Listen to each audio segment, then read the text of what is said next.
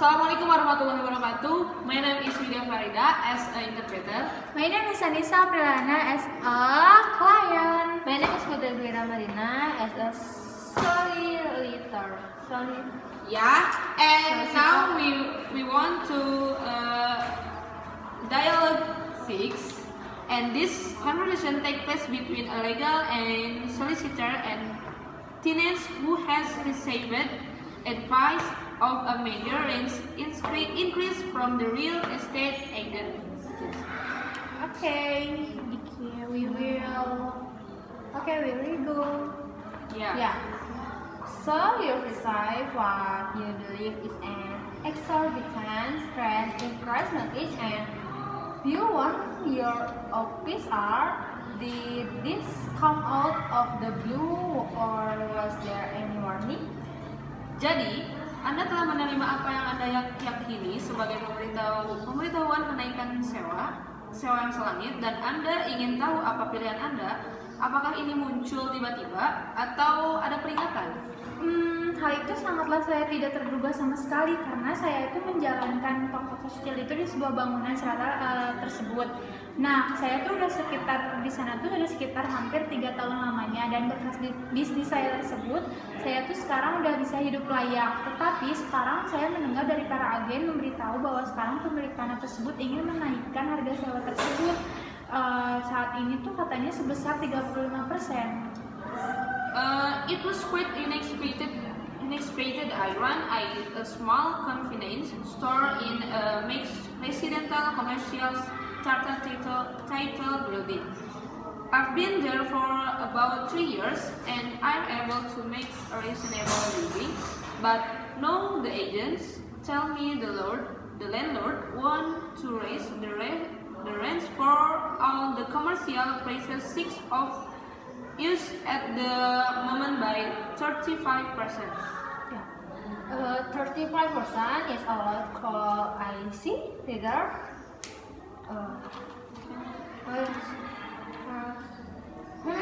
By the debt you only just decide to solve. That means you get some time to consider, and at least you know that the landlord has to give you 60-day notice. Not you. He doesn't really state any reason for the increase. Do you have any other information? 35%. Bisakah saya melihat surat itu? Pada tanggal Anda baru saja menerimanya, sehingga berarti Anda sudah punya waktu untuk mempertimbangkannya. Suatu pilihan Anda tahu bahwa pemilik harus memberi Anda pemberitahuan selama 60 hari, bukan? Dia tidak benar-benar menyatakan alasan kenaikan itu. Apakah Anda punya informasi lainnya? Nah, saya tuh baru dapat kabar ini tuh terkait dengan biaya asuransinya saja, Bu. Jadi asuransinya itu asuransi tanggung jawab dari publiknya itu telah meningkat tajam. Nah, karena kita bukan penduduk, jadi sehingga resiko kita itu adalah salah satu sumber resikonya. Saya juga mendengar bahwa seseorang tuh katanya ingin membuka supermarket di sana dan menginginkan kita keluar dari sana. Saya juga sih benar-benar belum tahu soal hal ini gitu. The others tells me it's related to insurance codes. Public liability insurance has risen sharply, and since we, not the residents, are the ones who attract the most visitors to the premise. We are the source of the risk. I've also heard that someone wants to open a supermarket and so they won't use out, and I really don't know. So I did be careful our information like that, and it may not be true, but you have to base your action on a solid factual basis. What you need to do is get together with the other and ask to landlord the agent why the increase is so high. If this because of insurance coach get in the right. Saya akan berhati-hati dengan informasi seperti itu. Mungkin atau Anda harus mendasarkan tindakan Anda berdasarkan fakta yang kuat. Yang perlu Anda lakukan adalah berkumpul bersama dan bertanya kepada pemilik tanah tersebut melalui agen mengapa kenaikannya begitu sangat tinggi. Jika itu karena biaya asuransi, dapatkah secara tertulis? Apakah saya memerlukan pengacara untuk menulis surat tersebut? Do I need a solicitor to write the letters? No, anyone can do it. Then check our information. If you can endorse, if he cite it to arise in insurance premiums, then check it out by getting a couple of quotes. If this substantially and less than 35%, then you can challenge in the landlord decision and negotiation for lower increase. Tidak, siapapun bisa melakukannya. Kemudian periksa informasi yang diberikan oleh pemiliknya. Jika dia mengatakan itu karena kenaikan premi asuransi, maka periksalah dengan pendapat beberapa kutipan. Jika secara substansial kurang dari 35%, maka Anda dapat menentang keputusan pemilik rumah dan berunding untuk kenaikan harga yang lebih rendah. Tapi kan dia itu pemiliknya. Kenapa dia mau mendengarkan kita? Jika memang itu benar-benar di atas 15%, mungkin saya tidak bisa lagi bertahan dalam bisnis saya tersebut. Saya harus pindah dan mungkin itu akan mengancam bisnis saya saat ini gitu. But he's the landlord. Why would he listen to us? If it's anything above 50%, then I can stay in business.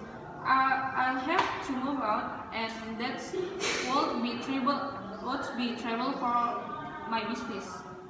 Yeah, actually he does have to listen to you. If he doesn't, can you get to consumer, trader, and painting tribunal and let's fake out for the DC Triple was set up by the state government and its decision are legally binding. Sebenarnya dia memang harus mendengarkan itu. Jika tidak Anda dapat pergi ke pengadilan sebuah konsumen, trader dan tenancy dan memberikan fakta untuk mereka.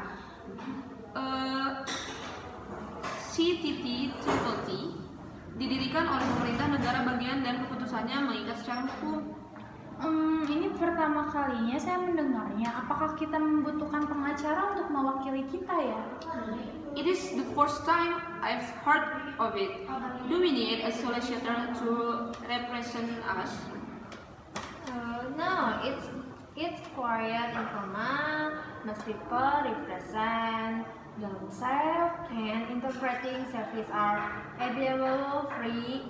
If you want them, you pay $31 to make an application to the tribunal. They set a date for the hearing. You go along and make your case, as do the other parties, and the tribunal members make a ruling.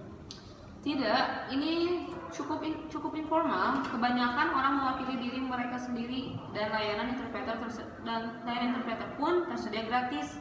Jika Anda menginginkannya, Anda cukup membayar $31 untuk mengajukan permohonan ke tribunal. Mereka akan menetapkan tanggal sidangnya.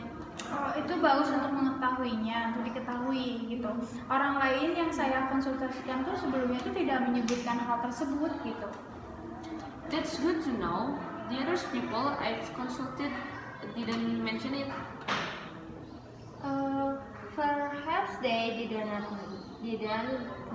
know. I did try sorting it with the landlord first in the ordinary course of events. We would want to lose to tenant, and I am sure you will find he is open to negotiation. You should only go to the tribunal as a last resort. Ya, mungkin mereka tidak tahu. Saya akan mencoba mengatasinya dengan pemilik terlebih dahulu. Dalam peristiwa biasa, dia tidak ingin kehilangan penyewa yang baik, dan saya yakin Anda akan menemukan dia terbuka untuk bernegosiasi. Anda hanya harus pergi ke pengadilan sebagai pilihan terakhir. Ya sudah, terima kasih Bu atas saran yang sangat bagus. Well, thank you for such excellent Yeah. advice. Thank you very much. Thanks for watching. Thanks for watching. Jangan lupa subscribe. Assalamualaikum warahmatullahi wabarakatuh.